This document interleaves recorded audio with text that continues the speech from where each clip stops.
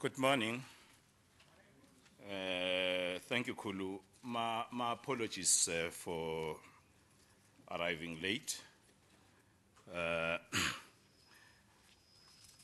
It just happens to be the font that makes the number of pages to be so voluminous. So to those members of the Eskom board that are here, Pagamani and the executive team and staff of Eskom, ladies and gentlemen from the media, good morning. My watch suggests that it has been 10 days since my fellow board members and I took office. Yet, before I break these things, let me put them away. Yet surprisingly, it feels more like I've been here for 100 days. Our focus and discussions in this time have centered around three key things and things that are also interrelated. The first one was to find a neat solution to the liquidity issues that we face. The second one is addressing governance-related matters as a matter of urgency and releasing the Eskom interim results on a going concern basis before the end of January. These challenges required quick and decisive action. Although these cannot be entirely solved overnight, we believe that the steps that we have already taken are a first step to, amongst other things, inculcate a renewed culture of good governance and entrenching financial and business discipline as a foundation to restoring the credibility and integrity of this institution. Ladies and gentlemen, as the board, we strongly believe that what underpins the stabilization of Eskom is fulfilling our duty to improve, trust and restore investor confidence in order to access financial markets and to reestablish the credibility of this strategic organization, which will be celebrating its 95th anniversary in March. The issuing of these interim results today is one of many more necessary steps in the journey of its renewal. The decision by Moody's to downgrade the company's rating on Friday is understandable, but it stands as a beacon of motivation to double our efforts in our united purpose to ensure financial sustainability of Eskom. We are mindful that this will not be easy, but as a collective, we have the skills, the strength and the courage to turn things around. Our mandate is non-negotiable. We need to root out financial mismanagement, malfeasance and maladministration as critical foundation to restoring transparent and effective governance. We also need to entrench financial and business discipline in order to rebuild confidence in this great institution. A critical part of restoring governance is defining a framework within which we as a board can operate alongside our shareholder as represented by the Ministry and the Department of Public Enterprises. To this end, and in the best interest of both entities, we have discussed and agreed on a framework that clearly sets out roles, responsibilities, and clear deliverables of the board and the shareholder, where the duties of the board start and where the duties of the ministry and the department ends. We've also taken time to define our expectations of the executive, where our duties as a board stop and where those of the executive start. The board firmly believes that getting this operating framework right is critical to ensuring that we always have the right people at the right places doing the right things. Since our appointment, the board has already had 2 meetings. At our first board meeting, we each committed ourselves to the difficult task at hand. We are mindful that we were appointed as a matter of urgency to take difficult decisions in the best interest of the company and the nation. In this regard, we have seen the departure of several executives. In addition, we have invested the time we have had since taking office in speaking to bankers, lenders, and investors to explore several options for helping fund our cash flow needs. The government, business, customers, and investors have great and justifiable expectations.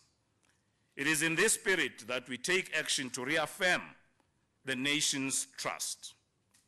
We will continuously work closely with the National Energy Regulator of South Africa, NERSA, to find a solution to the future price path in the interest of the country.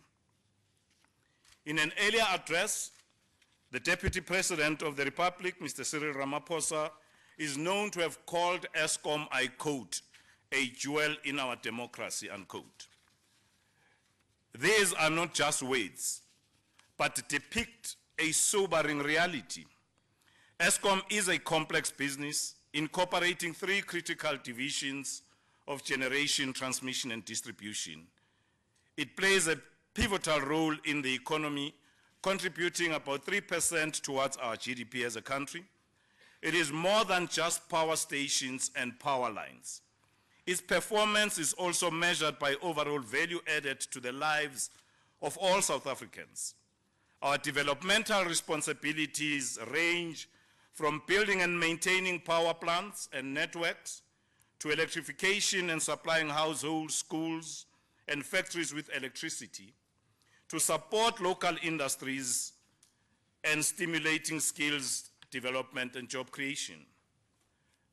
Eskom is also about creating a base on which South Africa can grow, helping to transform the lives of a large percentage of the population who live in poverty. The success of Eskom is the success of the country, and this jewel has to be safeguarded. At this time, allow me to thank the 47,000 employees who continue to work hard and remain dedicated to keeping the lights on, despite the reputational onslaught that faces the company. I salute you for your resilience and for displaying a professional outlook in the face of adversity. To the executives who took to put pen to paper, thank you for displaying the courage to openly denounce corruption. The board has complete faith in the newly appointed interim group chief executive, Mr. Phakamani Hadebe, who has a wealth of experience, and we have faith in his ability to face these difficult challenges head on. Today, Phakamani and the acting CFO, Caleb Kasim, will share the interim results with you. While all financial indicators have declined, the business has sustained excellent operational performance, including successfully increasing capacity through its new build capacity expansion program and connecting new homes through its electrification program. Good progress has been made in solving the audit qualification issue in the past financial year ended 31 March 2017, and I'm confident that the qualification will be cleared by year end. The auditors view our liquidity status in a serious light. Indeed, we have a mammoth task at hand, but one which we intend to face with great courage and enthusiasm. Ladies and gentlemen, it is said that obstacles that are in one's way are not meant to stop one. They are designed to point the way to a new route, new possibilities, and new doorways.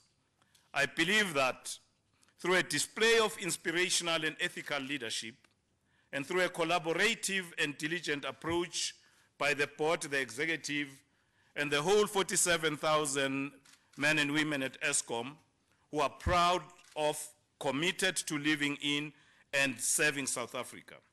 Eskom remains motivated to move towards a successful future, to deliver on our mandate, and to remain South Africa's trusted and credible electricity supplier.